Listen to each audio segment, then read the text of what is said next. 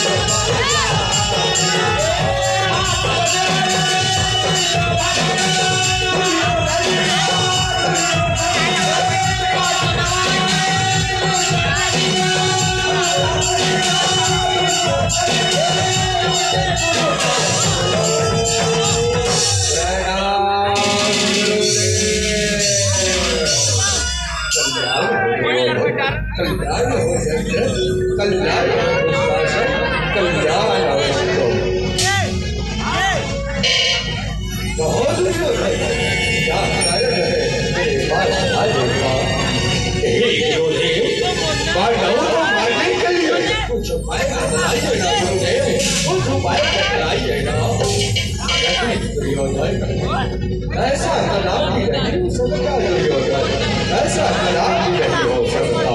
नहीं गुरुदेव, संग्राम में होता रहा, यदि जीत में ही हार तो फेंकने राहु तलवार को गुरुदेव। धिक्कार है गुरुदेव, धिक्कार। शांत हो जाओ दुर्योधन, शांत हो जाओ। यहाँ आप क्या कर रहे हो? यहाँ आपकी नादानी है। ऐसा कदापि नहीं हो सकता मित्र, ऐसा कदापि नहीं हो सकता। नहीं आपका भी उपाय ढूंढना ही होगा गुरुदेव, ढूंढना ही होगा। तो ठीक है दुर्योधन, मैं अभी कोई उपाय निकालता हूँ।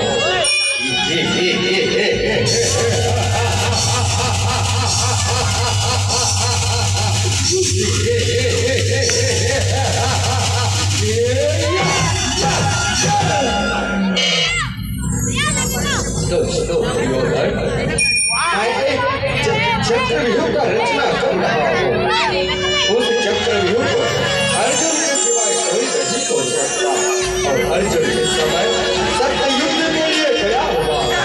और वह चक्रव्यूह पर 7 द्वार होंगे दुर्योधन, 7 द्वार होंगे। तो हे गुरुदेव,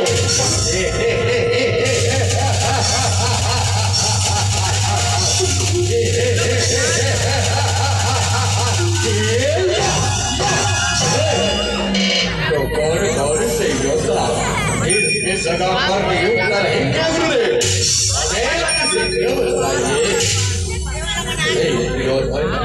पहले द्वार पर सिद्धू नरेश जयद्रथ रहेंगे।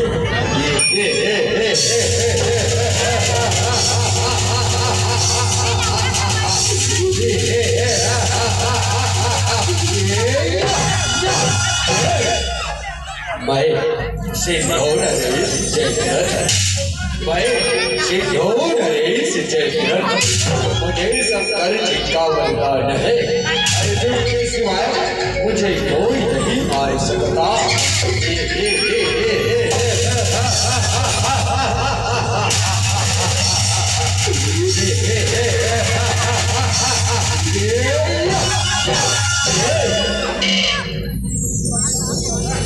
और दूसरे द्वार पर मैं स्वयं रहूंगा, और तीसरे द्वार पर आपके छोटे भाई दुशासन रहेंगे, और चौथे द्वार पर आप स्वयं रहोगे, और 5वें द्वार पर आपके पुत्र लक्ष्मणा रहेंगे, और छठे द्वार पर आपके मित्र अंगराज बंद रहेंगे, और 7वें द्वार पर आपके मामा श्री शबरी रहेंगे।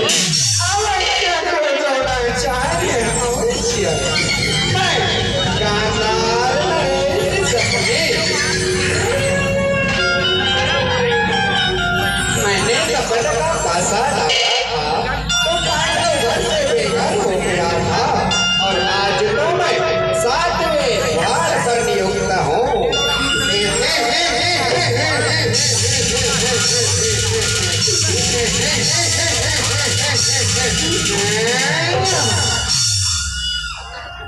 तो हे गुरुदेव, आप मुझे अति शीघ्र आज्ञा दें, ताकि मैं सब योद्धाओं को अस्त्र शस्त्र तैयार करवा सकूं।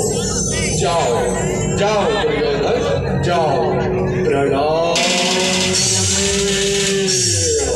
कल्याण अवस्तु, कल्याण।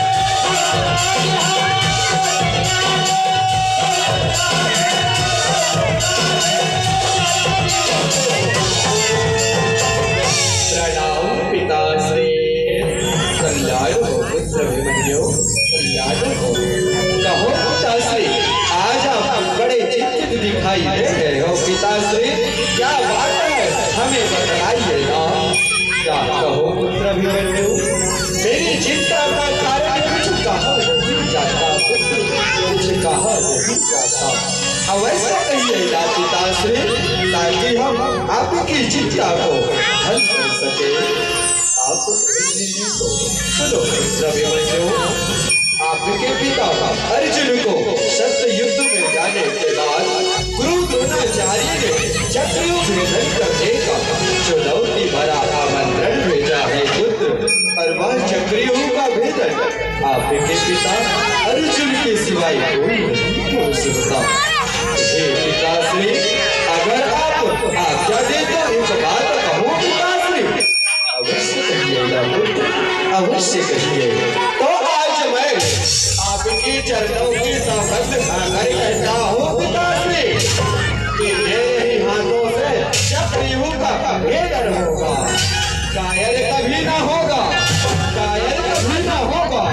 जो क्षत्रियों का वंश है, अर्जुन नहीं तो क्या हुआ, अर्जुन नहीं तो क्या हुआ, अर्जुन का यहाँ वंश है। अर्जुन पुत्र होकर मौत, अर्जुन पुत्र होकर मौत, लज्जा मुझे आता है। इसलिए आपका पुत्र अभिमन्यु रण भैया की ओर जा रहा है। ठहर जाओ पुत्र, ठहर जाओ। क्या आपको चक्रियों भेदन करने का महामंत्र ज्ञान है पुत्र? पिताश्री, जब मैं माँ की गर्भ में था तो उसी समय पिताजी माँ को पढ़ाने बतलाते बतलाते चक्रियों भेदन करने का महामंत्र बतला रहे थे, और मैं माँ की गर्भ से सुन रहा था पिताश्री, और उसी समय माँ को नींद आ गया। लेकिन पिताश्री, मैं 7 वर्ष तो दौड़ना जानता हूँ, लेकिन वहाँ से वापस आने के लिए आप लोगों की सहायता चाहिए। ऐसी बात है भ्राताश्री, तो अभिमन्यु को रण में जाने से मत रोकिए। मैं गदाधारी अपनी गदा की प्रहार से कुचल कुचल कर वापस आ जाएंगे भ्राताश्री, वापस आ जाएंगे। शांत हो जाओगे, शांत हो जाओ। हे नकुल सहदेव, जाओ भाइयों, अभिमन्यु की सहायता करो। जो आज्ञा भ्राताश्री, जो आज्ञा। प्रणाम पिताश्री। विजयी भव, विजयी भव।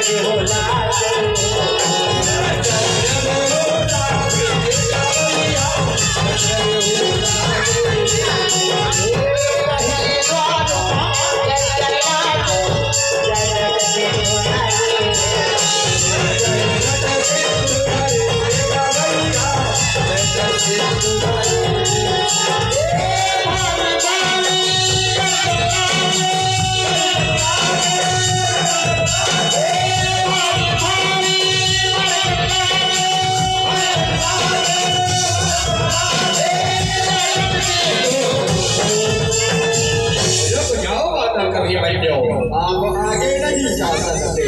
और जयद्रथ आज कौरवों को सेना की कमी हो गया था, जो नापुंसक योद्धा जयद्रथ को ही प्रथम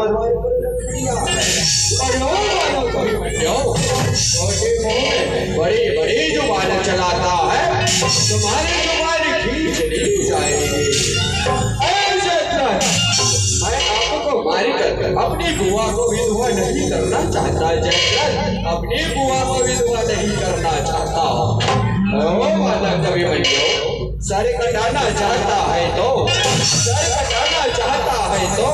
सावधान हो जाओ, नहीं तो अभिमन्यु अपनी बहन की ओर वापस लौट जाओ।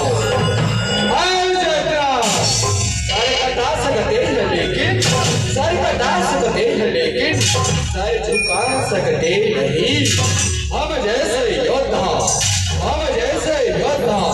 रण भैया छोड़कर वापस जा सकते।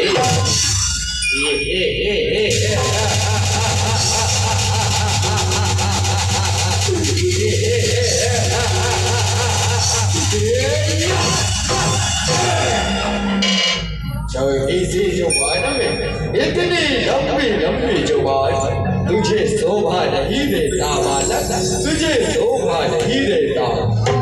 कपटी जयद्रथ, युद्ध के लिए सावधान हो जाओ, सावधान बालक।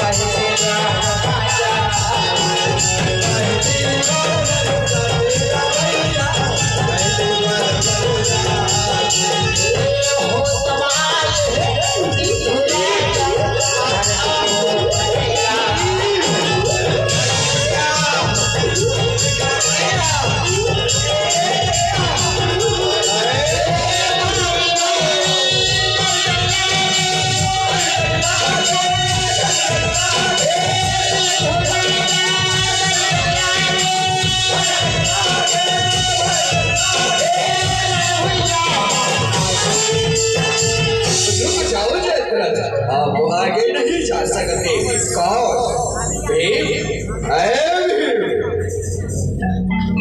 वापस लौट जाओ भीम, वापस लौट जाओ। अभिमन्यु ने मेरे हाथों से तुझे यमपुरी पहुंचाने के लिए जीवित छोड़ दिया है। अब मेरे हाथों से नहीं बचोगे जयद्रथ, नहीं बचोगे।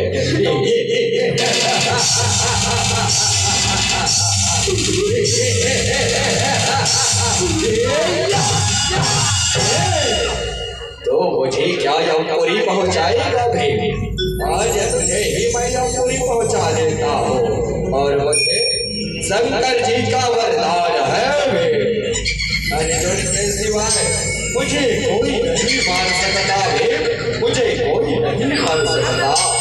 ऐसी बात है तो ठीक है, युद्ध के लिए सावधान हो जाओ। सावधान वे।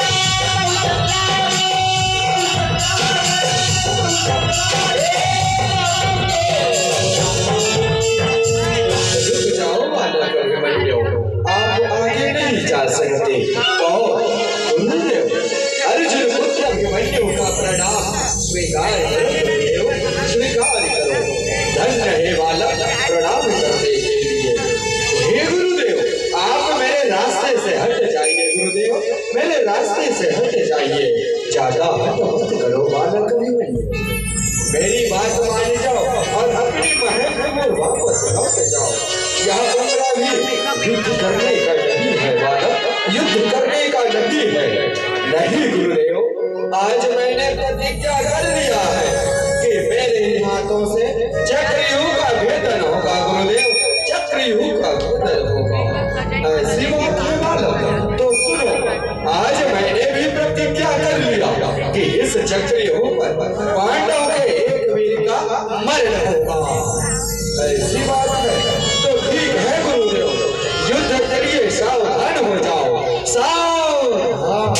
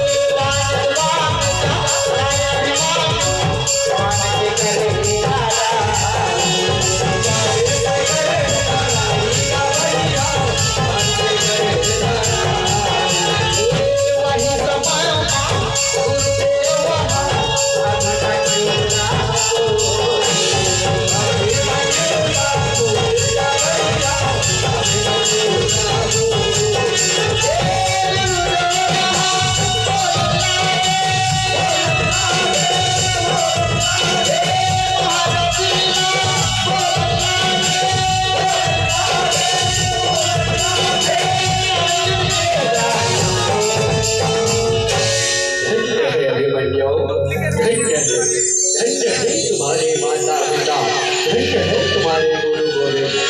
जाओ, मैं आपको दूसरा द्वार पर विजय देता हूँ। जाओ पुत्र, जाओ। प्रणाम गुरुदेव। कल्याण अवस्थ पुत्र,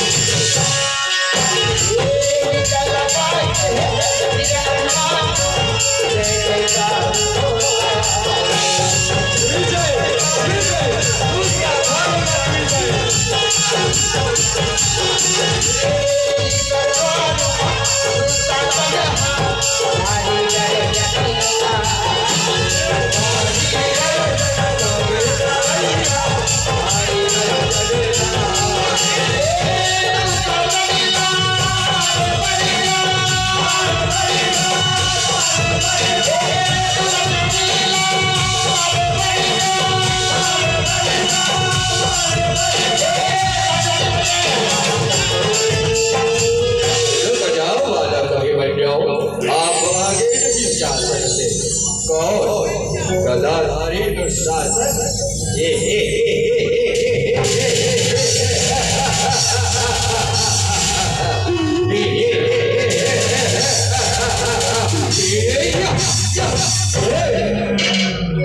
छोटे मुंह में बड़ी बड़ी जुबान चला रहा है। तुझे लज्जा नहीं आता रे? लज्जा तो तुझे नहीं आया रे पापी। जो भरी आई दरबार में मेरी माता द्रौपदी की साड़ी खींचने समय आज से पुकारे का बदला मैं तेरा प्राण हरण करके लूंगा। ऐसा वाह वाह, हे हिमालय का विमर्शो, वाह। युद्ध के लिए सावधान हो जाओ, सावधान। माननीय निरंजन ठेकेदार की तरफ से सादर 100 रुपये अर्पण हुए हैं। बोलिए उसके सदैव टीम की जय। बोलिए श्री कृष्णचंद्र भगवान की।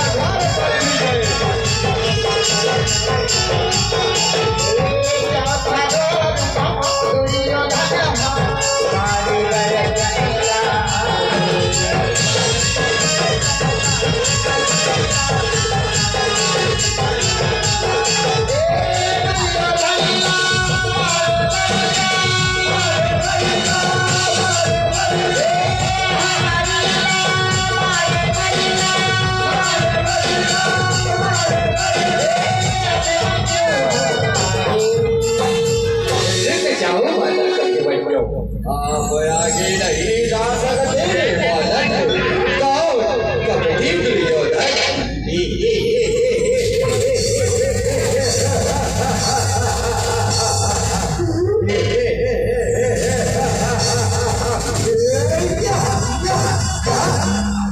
अरे वालों सभी बच्चों, तुझे जरा भी अपने प्राणों की मोह नहीं है रे बालक। वीरों को कभी अपने प्राणों की मोह नहीं रहता रे धर्मी। तुम जैसे कायरों को रहता होगा अपने प्राणों की मोह। तूने बड़ी राज दरबार में मेरी माता द्रौपदी की साड़ी खींचते समय जगह पीट पीट कर खूब हंसी उड़ाया था ना। आज से भगवान का बदला मैं तेरा प्राण हरण करके लूंगा दुर्योधन।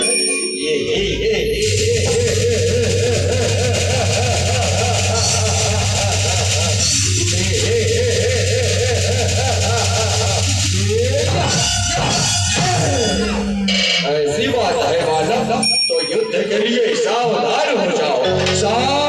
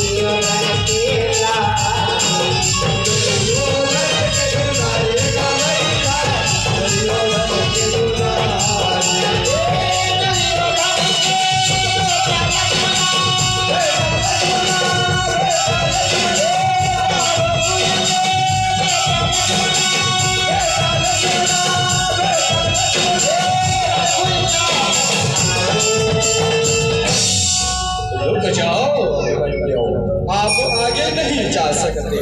कौन? भाई लक्ष्मणा। हे भाई लक्ष्मणा, आप और मुझ में कोई बैर दुश्मनी नहीं है भाई। आप बैर करके अपना प्राण क्यों गंवाना चाहते हो? आप मेरी बात मान जाओ और अपने महल की ओर वापस लौट जाओ भाई लक्ष्मणा, वापस लौट जाओ।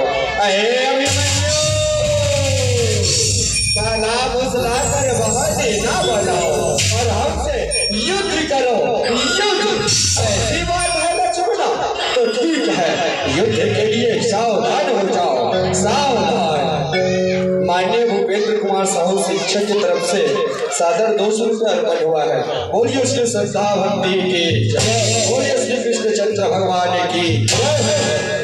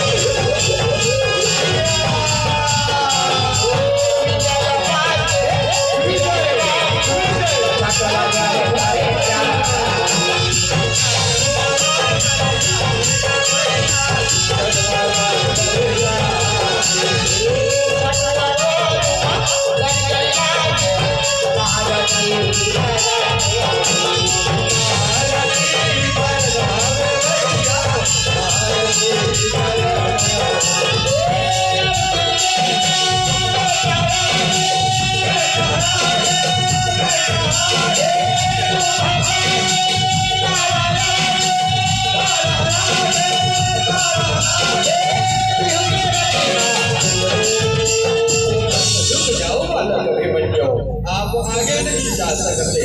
कौन तूने मेरी माता द्रौपदी की साड़ी खींचते समय खूब हंसी उड़ाया था ना। आज उसी अपमान का बदला मैं तेरा प्राण हरण करके लूंगा।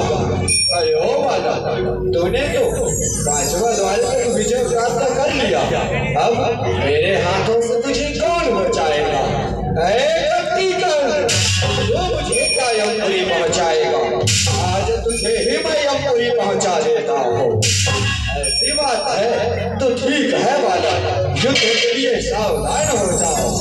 सावधान।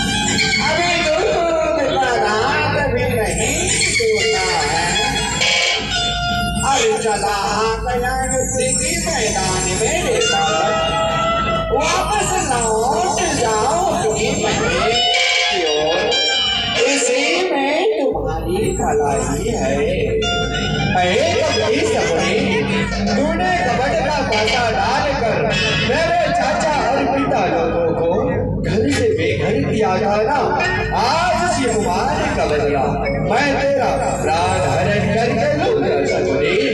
वाह वाह रे बालक जबान है, तूने तो छठवा द्वार तक विजय प्राप्त कर लिया बालक, लेकिन सातवें द्वार पर मैं गांधार नरेश सकुनी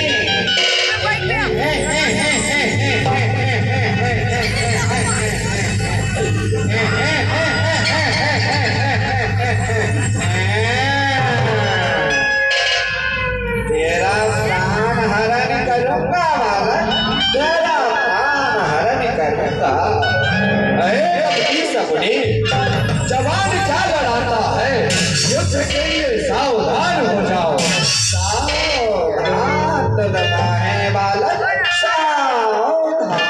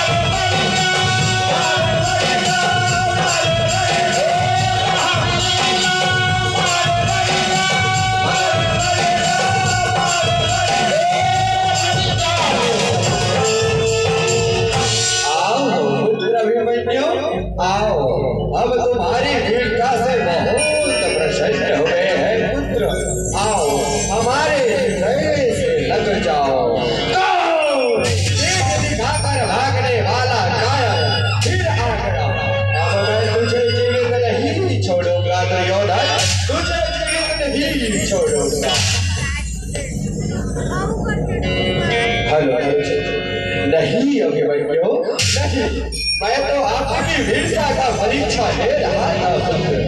धन्य है तुम्हारे माता पिता, धन्य है तुम्हारे गुरु गोविंद जो तुम जैसे वीर बालक को जन्म दिए हैं। आओ आज से कौरव और पांडव की दुश्मनी को एक मित्रता में बन जाते हैं। आओ अभिमन्यु, हे अर्जुन के प्राणों के प्यारा, हे सुभद्रा की आंखों के तारा, एक बार मेरे हृदय से आके लग जाओ पुत्र, मेरा हृदय से आके लग जाओ। मेरा हृदय आपको गले लगाने के लिए तरस रहा है। क्या कहा, कौरव और पांडव की दुश्मनी को समाप्त करके एक मित्रता में बन जाते हैं। हाँ पुत्र अभिमन्यु, मैं सत्य कह रहा हूँ। लो, मैं अपना धनुष बाण त्याग रहा हूँ अभिमन्यु, और आप भी अपना धनुष बाण त्याग कर मेरे हृदय से लग जाओ पुत्र, मेरे हृदय से लग जाओ। क्या कहा, मैं अपना धनुष बाण त्याग कर आपके हृदय से लग जाऊं। ठीक है चाचा जी, मैं अभी आ रहा हूँ।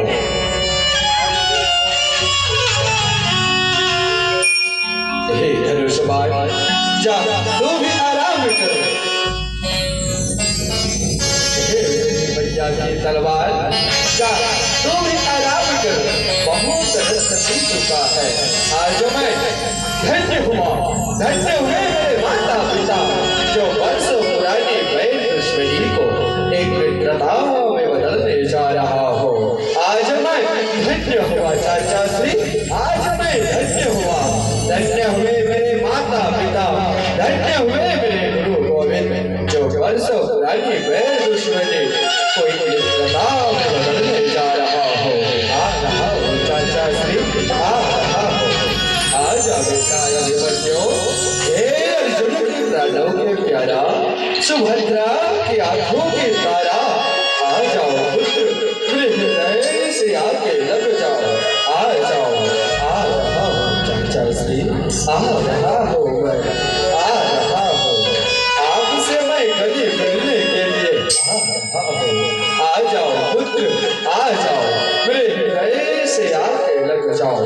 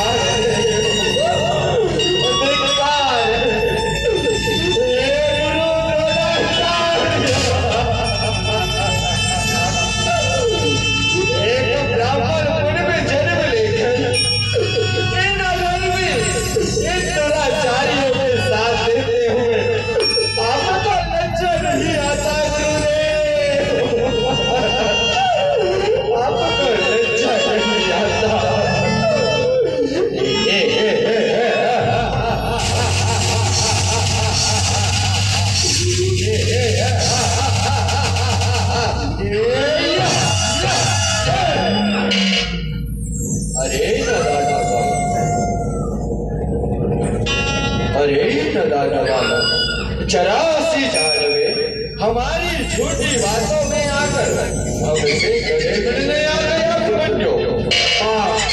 जो मांगना है सो मांग, आज हम तुम्हारी अंतिम इच्छा अवश्य पूर्ण करेंगे बालक, अवश्य पूर्ण करेंगे।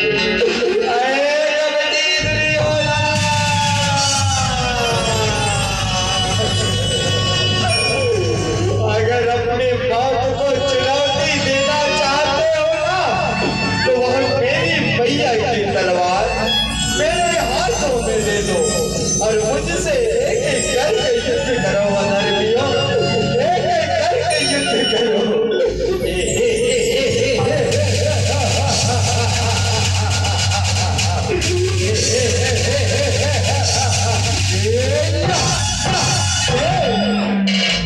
अब तुम जैसे भोले भाले नहीं है अभिमन्यु, जो तुम्हारी भैया की तलवार तुम्हारे हाथों में दे दे और तुमसे एक एक करके युद्ध करे। मारो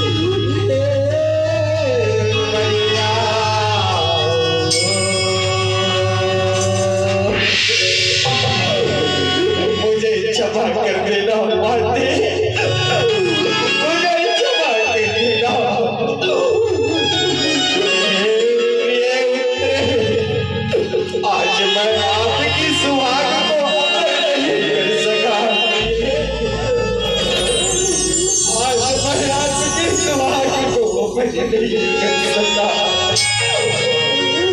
हे गांडेधारी पिताश्री,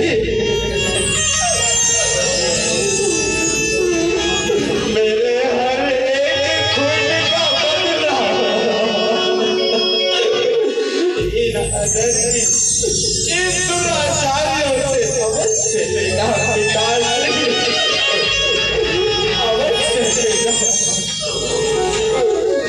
ये मामा श्री कृष्ण, ये मामा श्री कृष्ण,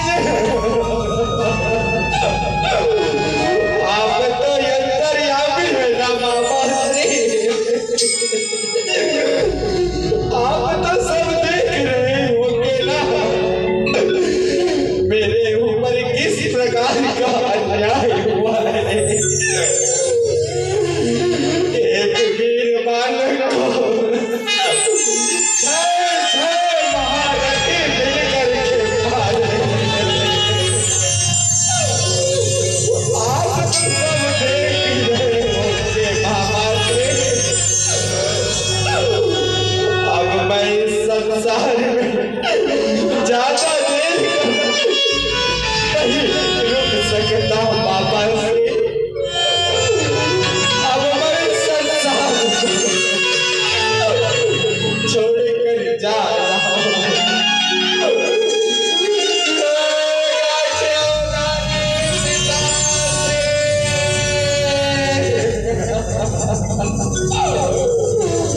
अब मैं इस संसार को छोड़कर जा रहा हूँ।